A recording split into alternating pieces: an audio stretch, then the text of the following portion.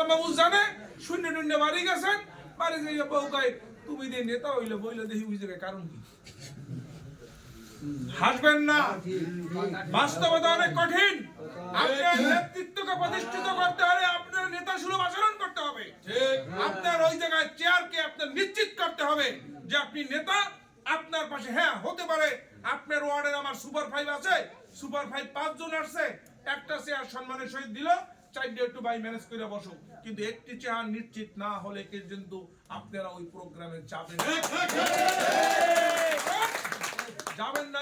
বাংলাদেশ কিন্তু তারেক রহমানের পরিবার, জিয়াউর রহমানের পরিবারকে বিশ্বাস করে এবং আস্থা রাখে সংগ্রামী ভাইয়েরা।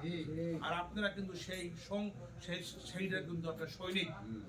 আপনারা মনে করতে হবে আপনি যদি ইজ্জত পান, জিয়া পরিবারকে ইজ্জত পাবে।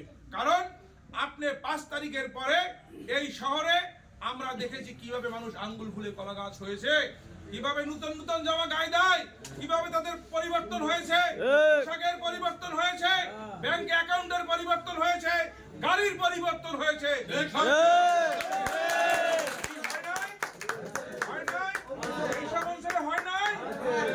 আর আপনাদের কি পরিবর্তন হয়েছে? আপনারা কিন্তু আমরা কিন্তু সেই একই অবস্থায় আছি। আমাদের নিয়ে কিন্তু শুধু সময় মতন ব্যবহার করে, পরে কিন্তু আমাদের কিন্তু কোনো মূল্যায়ন দেয় না। এখন কিন্তু সুযোগ হয়েছে।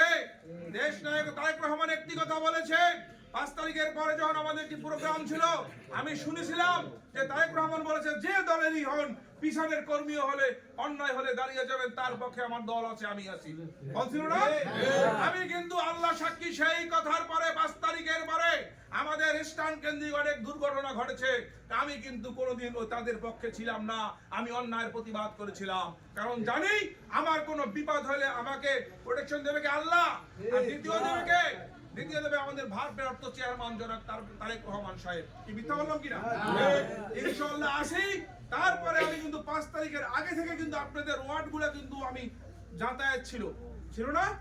আমি কিন্তু মানুষ যখন অর্থনৈতিক ফায়দা হাসিলের